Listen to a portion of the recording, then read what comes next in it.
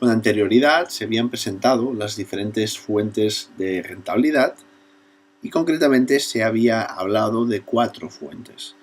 Primera, los flujos o rentas procedentes de la explotación productiva de un activo, que matemáticamente representábamos por M sub J. En segundo lugar, los flujos o rentas procedentes de la cesión del uso del activo, que representábamos por S sub J. En tercer lugar, los flujos o rentas procedentes de la cesión del dinero, que supone la compra de la mayoría de activos financieros, representados por A sub J. Y finalmente, los flujos o rentas procedentes de la compraventa de un activo financiero, P sub J. Un patrimonio, de forma periódica, genera rentas o flujos que se pueden calcular a través de lo que se conoce como flujo neto de caja, FNC.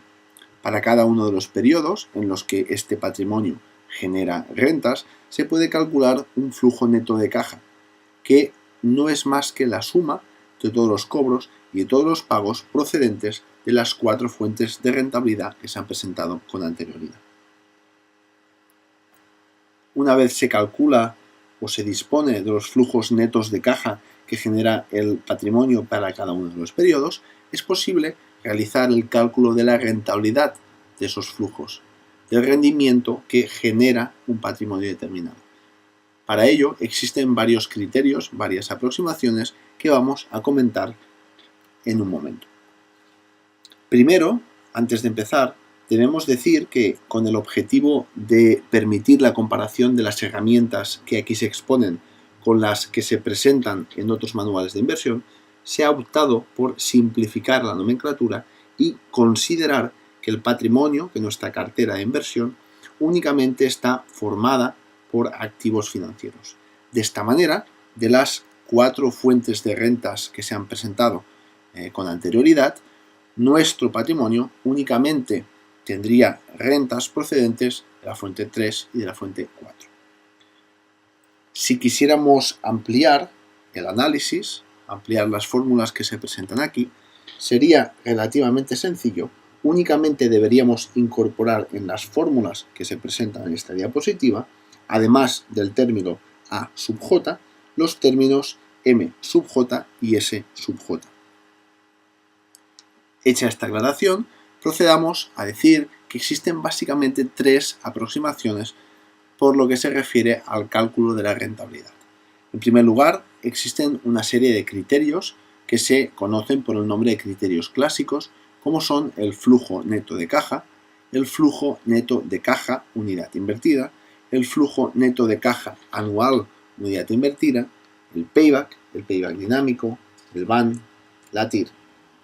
Este tipo de aproximaciones son clave y muy utilizadas en la inversión productiva, en el análisis de proyectos de inversión, pero en el análisis de proyectos de inversión financiera o en la inversión financiera, estos criterios clásicos se adaptan y toman nombres diferentes que vamos a analizar en breve.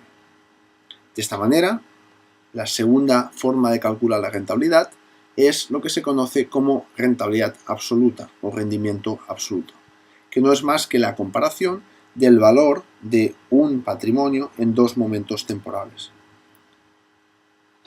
Valores positivos de una rentabilidad absoluta significan que el inversor ha conseguido beneficios. En cambio, la rentabilidad negativa significa que el inversor ha obtenido pérdidas.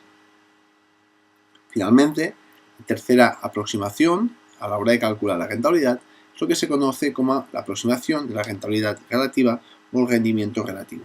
Existen 3 formas de calcular este rendimiento relativo.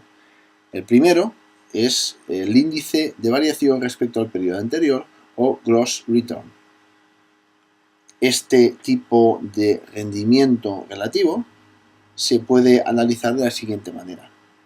Si aplicamos la fórmula del gross return y nos da mayor que 1, esto significa que el inversor ha conseguido con ese patrimonio una rentabilidad positiva, mientras que valores inferiores a la unidad indican una rentabilidad negativa y por tanto pérdidas o disminución de valor en la cartera del inversor.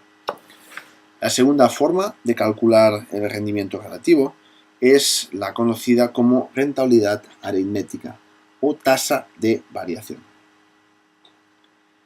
Esta tasa de variación es el porcentaje de toda la vida, de forma que valores positivos nos indican que se ha generado una rentabilidad positiva en esa cartera, en ese patrimonio, y valores negativos indican que ha habido pérdidas. Debemos decir que la rentabilidad aritmética es la medida más utilizada para calcular, para determinar el resultado de una operación o la rentabilidad de una cartera. Básicamente por dos razones. La primera, porque es muy fácil de cálculo, y la segunda, porque es muy fácil de interpretar. Aunque la rentabilidad aritmética presenta estas dos ventajas, que la hacen muy utilizada tanto entre profesionales como entre profanos, debemos decir y debemos recordar que tiene un gran inconveniente, que la rentabilidad aritmética no es una medida directamente aditiva, no se puede sumar directamente. Es decir, si yo tengo una rentabilidad mensual de un 13%, otra rentabilidad mensual del 13%, otra rentabilidad mensual del 13%, etcétera, etcétera, etcétera, si yo quiero calcular, por ejemplo, la rentabilidad anual, no puedo sumar 12 veces o multiplicar por 12 la rentabilidad mensual, sino que debería hacerlo a través de las fórmulas adecuadas procedentes de la matemática financiera, que aprovechamos para recordar aquí al lector que debe estudiar a la hora de calcular la rentabilidad aritmética en diferentes periodos. Finalmente, existe una tercera forma de aproximarnos al cálculo del rendimiento relativo, que es la rentabilidad logarítmica. La rentabilidad logarítmica, la fórmula la tienen impresa en pantalla, tiene algunas ventajas y, como toda medida, también tiene algunos inconvenientes. Es una medida muy utilizada, la rentabilidad logarítmica, sobre todo en investigación financiera, pues cuenta básicamente con propiedades matemáticas que agilizan sus cálculos. Esta es una de las grandes ventajas de la rentabilidad logarítmica. En cambio, tiene un grave inconveniente o un inconveniente, que es que su interpretación no es demasiado sencilla.